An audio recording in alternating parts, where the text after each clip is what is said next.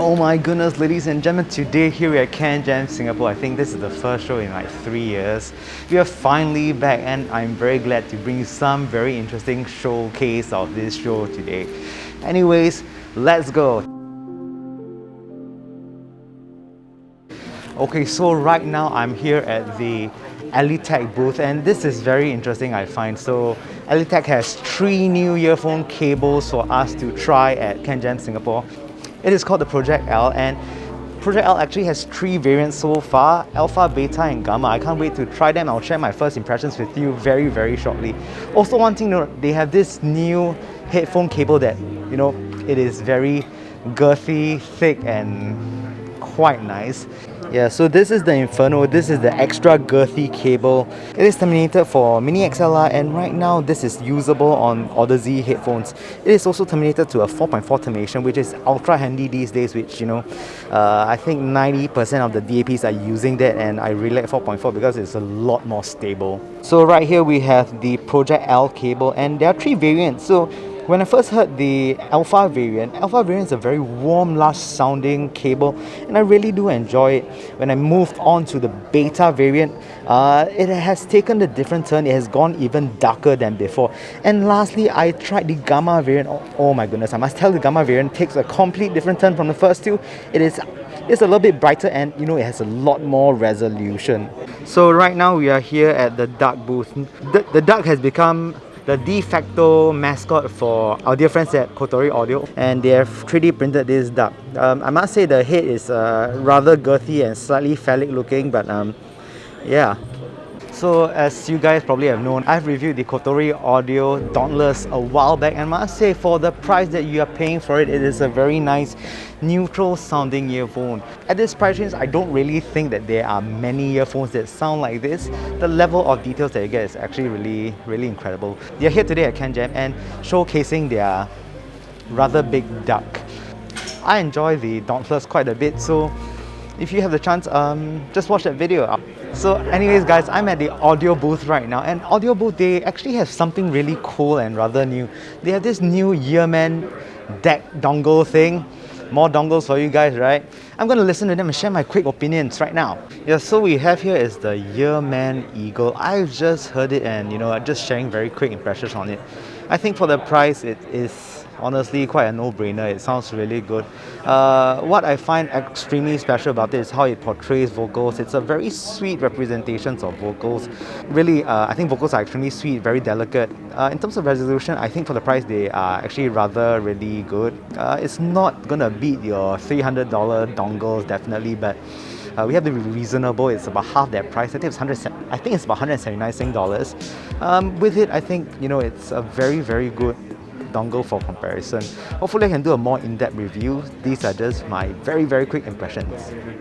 So I just tried the NE5 from BGVP and here's the thing, I really think that this tri-bit design is actually really good. The vocal range is it's not particularly thick, but it's very finesse and there's very small delicate contrast and details actually are plenty. Treble is actually also pretty smooth with the EST. Bass wise, I think it's okay. It is basically using a dynamic for the bass. There is a bit of a boom, but it's not overly boomy or cloudy. I think for the price, you really cannot find anything much better than that at 600 Sing dollars, thereabouts. It's really quite good. Okay, so I just listened to the BGVP ESL. So earlier I mentioned the NE5. The NE5 is like a takedown model of the ESL. The ESL is a full flavor version. In terms of resolution and dynamics, it's even greater than that before. It's of a different class, of course, but the price of it is also quite a bit higher. I think generally BGVP has done well. It is a very competent earphone and I hope to be able to talk about this a little more in greater detail. It has the balance sort of signature where bass actually transitions linearly to mid-range. Mid-range here is actually rather sweet for such a design as well. It is not the thin and narrow kind, it's a little bit warm and slightly thicker. It's not full-on thick per se, but it is definitely not thin. Treble transitions quite well. So right now guys, I'm at Zeppelin and Co booth. My friend James has a big dong. He would like to show it to me. I would like to see and touch and maybe stroke it. Okay, James, please show me your dong. Hi there. Didn't see you there.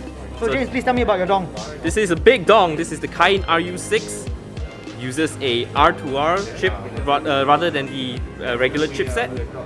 Pretty unique in the dong space, I would say. Certainly no other dong like this one.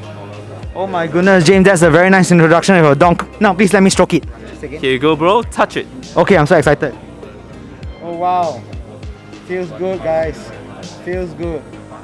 Okay, now I'm going to talk more about it. So it is a little bit bigger than the average dongle out there, and inside it is a R2R deck.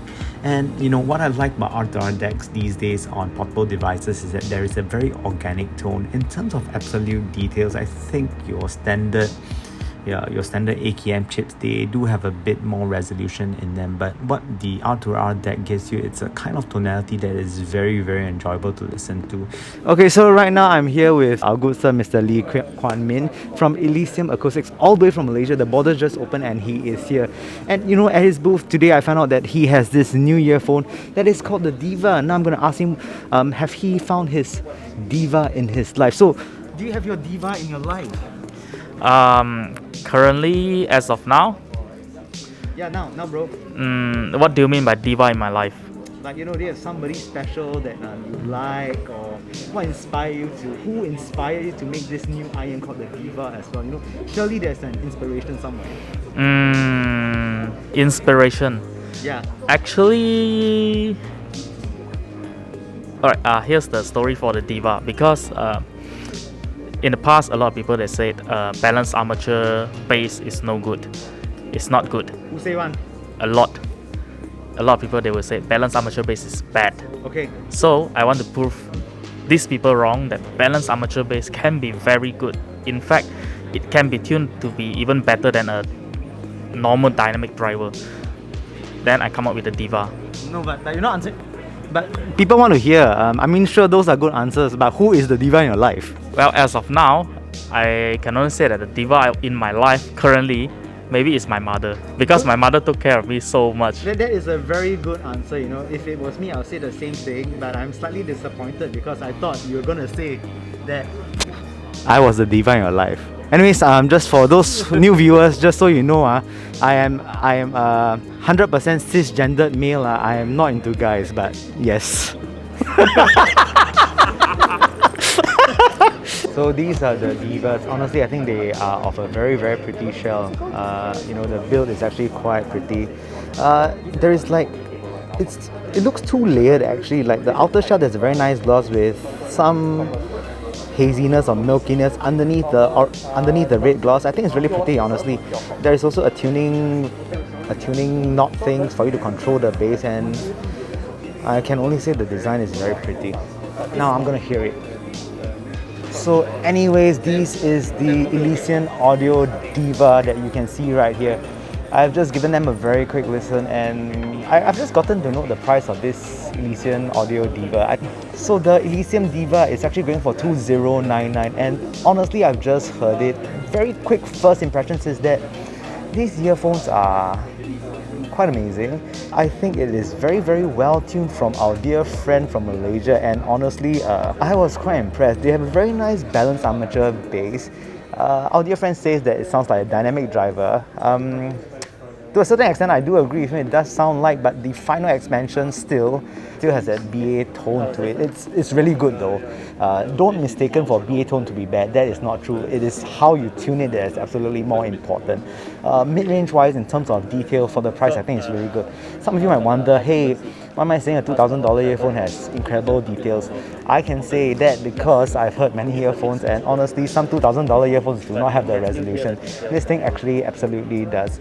I find the mid-range to be a little bit just a slight recess, but overall it's a balanced tuning, so you do not have to be worried if you're one of those people who are very adverse to V-shaped tuning. It is not that at all. Extension wise, it's also fantastic.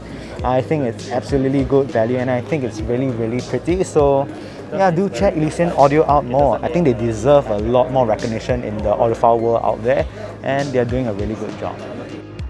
I know I have to end the video so abruptly. I would like to have covered more, but time didn't really allow me to do so. So in any case, some say you'll look even more handsome or pretty if you like and subscribe to the channel. Thank you guys so much, and I hope to see you guys soon.